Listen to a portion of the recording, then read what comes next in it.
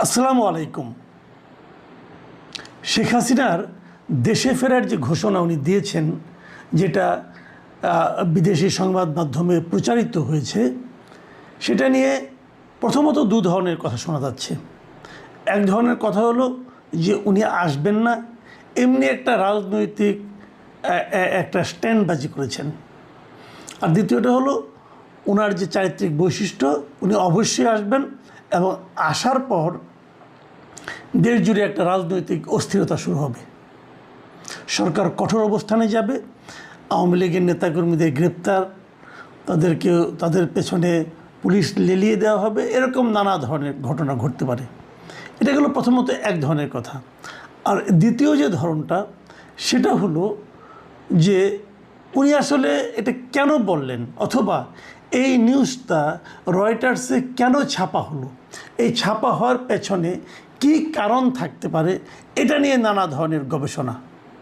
এবং এই গবেষণার পেছনে আমি মূলত তিনটা কারণ আমি মোটামুটি দেখতে পাই। মানে আমি যদি প্রথমত ধরে নেই যে আসলেই এই ইনফরমেশনটা, এই নিউজটা যা ছাপা হয়েছে তা সঠিক, তাহলে কেন হতে পারে তার, এবং কিভাবে হতে পারে তার সম্ভাব্য আমি তিনটা কারণ দেখতে পাই। আমি সেই কারণগুলি নিয়েই আজ আপনাদের সঙ্গে কথা বলতে চাই। প্রথমত হলো, আমি যেটা মনে করি, এই ঘোষণাটা শেখ হাসিনা দিয়েছেন, একই কথা উনি দুবার বলেছেন। প্রথমবার বলেছেন উনি ডিসেম্বরের মধ্যে আসবেন, এবং দ্বিতীয়বার বলেছেন ওনার সঙ্গে ওনার সিনিয়র নেতারাও আসবেন।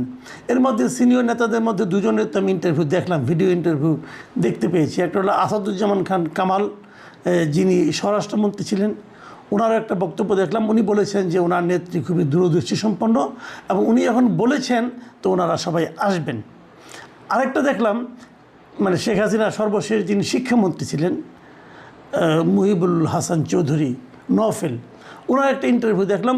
ওনারটা খুব গোছানো ইন্টারভিউ, এবং উনি বাংলাদেশের কী অবস্থা না অবস্থা এগুলো বর্ণনা করেছেন একটা সংবাদ মাধ্যমের কাছে।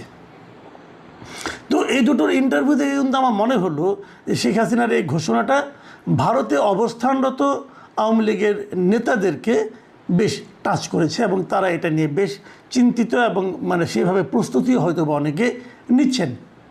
কিন্তু এর পাশাপাশি যে পয়েন্টটাকে আমার কাছে সবচেয়ে গুরুত্বপূর্ণ মনে হয়, সেটা হলো যে দেশে যারা আছে আওয়ামী লীগের নেতাকর্মী, তাদের মধ্যে কিন্তু এই ওনার এই ঘোষণাটা আমার কাছে মনে হয়েছে একটা টনিকের মতো কাজ করেছে।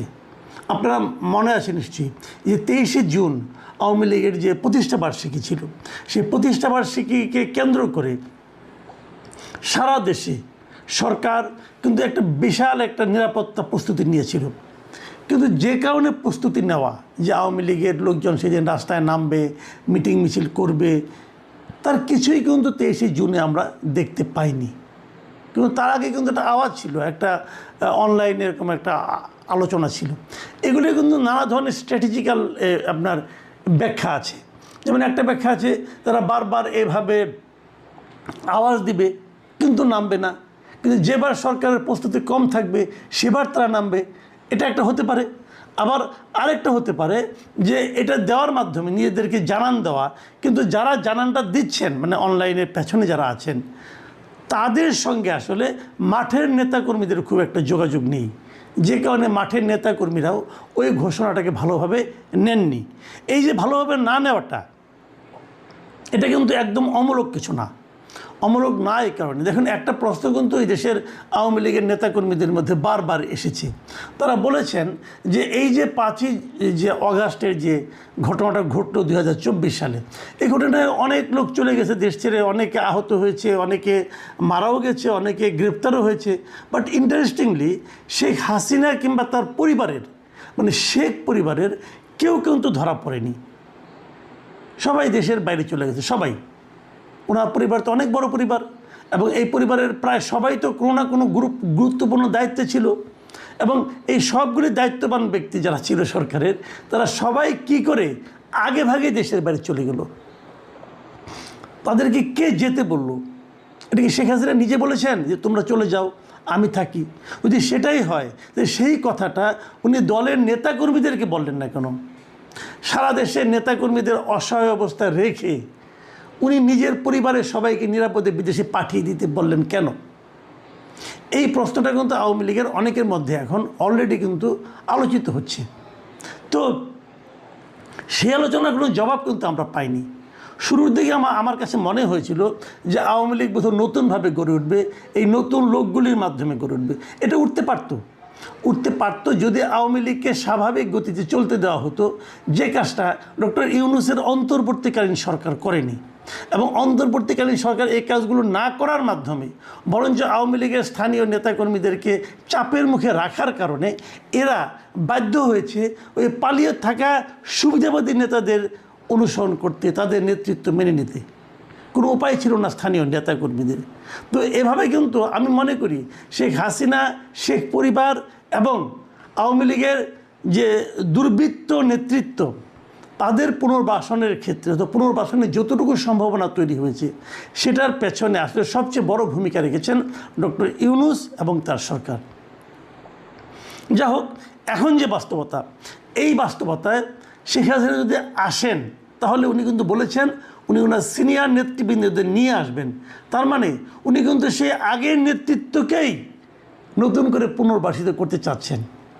এই জিনিসটা আওয়ামী লীগের জন্য কতটুকু ভালো হবে এটা আমার কাছে সন্দেহ আছে কিন্তু। কারণ আমি মনে করি আওয়ামী লীগের যে পতনটা হয়েছে, যেভাবে আওয়ামী লীগের সরকারকে চলে যেতে হয়েছে, সেই অপরাধটা, সেই ভুলটা শেখ হাসিনা তার দ্বিতীয় ইন্টারভিউ কিছুটা স্বীকার করলেও নেতৃত্বের যে দুর্বলতা সেটা কিন্তু উনি স্বীকার করেন নাই। এবং সেই নেতৃত্বের অনেকে কিন্তু ওখানে থেকে, ইন্ডিয়ায় থেকে অথবা বাইরে থেকে নানা রকম কিন্তু হুঙ্কার দিচ্ছেন। ওবায়দুল কাদেরের মতো লোক বলছে চোখের বদলে চোখ তুলে নেবে। এই সমস্ত হুমকি কিন্তু আমার কাছে মনে হয় না আমাদের দেশের রাজনীতিতে সাধারণ মানুষের মধ্যে কোনো ইতিবাচক ফল আনবে। আরেকটা কারণ আমি বললাম তিনটা কারণ। আরেকটা কারণ হলো আমার কাছে কেন যেন মনে হয় যে এই কারণটা আমার কাছে মনে হয়েছে এই কারণে যে দুটো ইন্টারভিউ ছাপা হয়েছে, দুটোই ছাপা হয়েছে, একটা হলো এনডিটিভি আর একটা হলো রয়টার্স দেশের বাইরে একটা প্রতিষ্ঠান।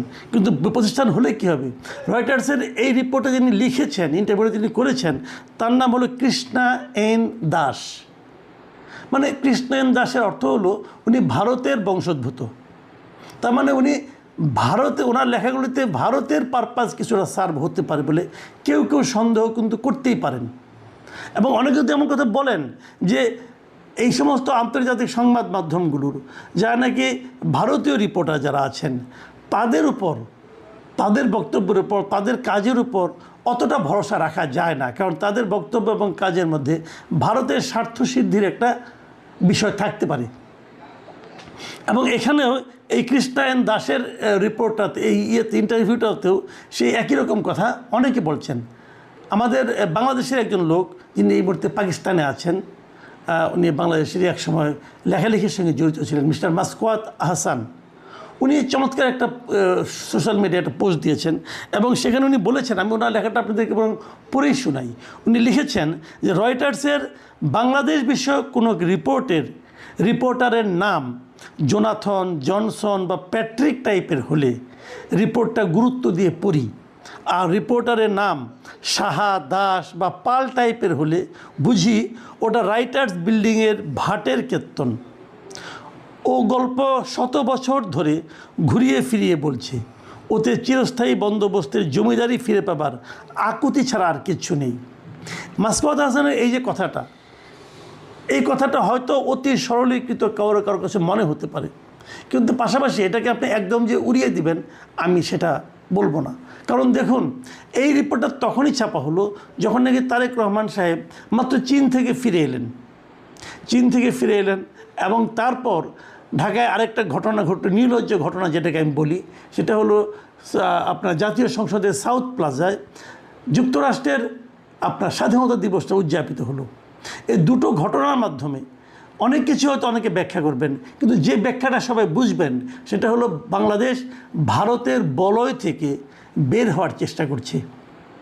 এই যে চেষ্টাটাকে ভারত হয়তো ভালোভাবে নেয়নি, এবং না নেওয়ার কারণে ভারত হয়তো এই ধরনের একটা ঘটনার অবতারণা করছে যে শেখ হাসিনা আসছে, শেখ হাসিনার মাধ্যমে এই ধরনের ইন্টারভিউর ব্যবস্থা করেছে। দেখেন শেখ হাসিনা ভারতের কোথায় আছে, কিভাবে আছে, এটা বলা কিন্তু কঠিন। আমরা হয়তো বলবো উনি ভারতের আতিথ্য বরণ করে আছেন, তো অতিথিকে কোথাও দেখা যায় না কেন, কোথাও কিন্তু তাকে প্রকাশ্যে দেখা যাচ্ছে না। তাহলে উনি কি ভারতের কাছে এক ধরনের গৃহবন্দী অবস্থায় আছেন না কী অবস্থায় আছেন আমরা কেউ জানি না। সেখান থেকে মাঝে মাঝে ভারতীয় বংশোদ্ভূত বিভিন্ন সাংবাদিককে উনি ইন্টারভিউ দিচ্ছেন।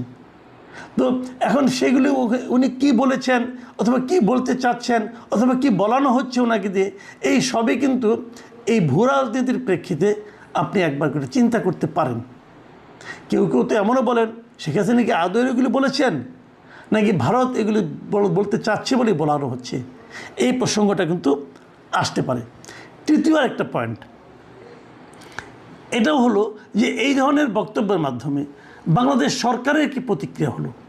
সরকারের প্রতিক্রিয়া আমার কাছে খুব সুবিবেচনাপ্রসূত মনে হয়নি। দেখুন আগের বার যখন উনি বক্তব্য দিলেন তখনও দেখলাম তথ্য বিবরণীতে বলা হলো যে ওনার বক্তব্য প্রচার করা যাবে না এই মর্মে। কবে করলো? যেদিন বক্তব্য প্রচারিত হয়ে গেছে তার পরদিন। এবারও দেখলাম একই কথা, যে যেদিন বক্তব্য প্রচারিত হয়ে গেল তার পরদিন সরকার বলছে এই ওনার বক্তব্য প্রচার করা যাবে না। তো এই দুটোই সরকারের এই বক্তব্যই কিন্তু আসলে কোনো রকম কার্যকারিতা বহন করে না। তাহলে সরকার এটা বলছে কেন? বলছে এই কারণে যে ওনারা কি নিজেদের অবস্থানটাকে একটু ক্লিয়ার করতে চাচ্ছেন যে না আপনি এটা ছেপেন না, না ছাপলেই ভালো হতো, এই ধরনের কিছু একটা। সেটা কেন, কী প্রয়োজনেতে?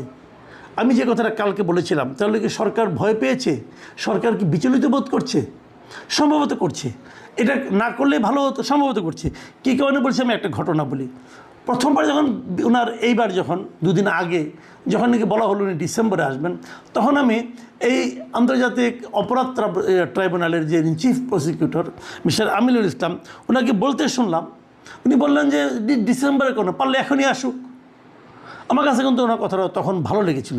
কিন্তু আজকে উনি আরেক কথা বললেন। আজকে উনি বলছেন যে কথাটা, উনি বলেছেন যে ভারতে নির্বাসিত সাবেক প্রধানমন্ত্রী ও মৃত্যুদণ্ডপ্রাপ্ত আসামি শেখ হাসিনার দুই দেশের সরকারের পারস্পরিক সমঝোতা ছাড়া বাংলাদেশে এসে সরাসরি আত্মসমর্পণের কোনো আইনি সুযোগ নেই।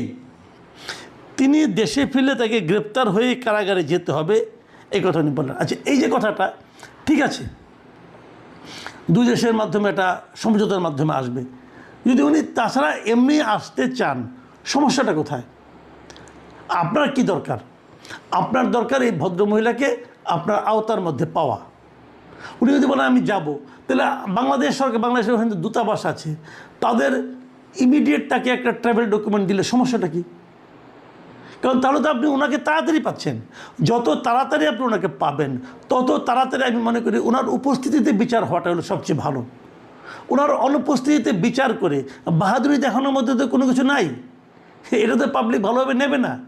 কাজে উনি যদি আসতে চান, আমি তো মনে করি বাংলাদেশের পররাষ্ট্র মন্ত্রণালয় উচিত ওনার জন্য একটা ট্রাভেল ডকুমেন্ট রেডি করে রাখা, যে আপনি যেই মুহূর্তে যেতে চাইবেন সেই মুহূর্তে আপনি যান। এবং উনি এলে উনি গ্রেপ্তার হবেন, যে কথাটা আমিনুল ইসলাম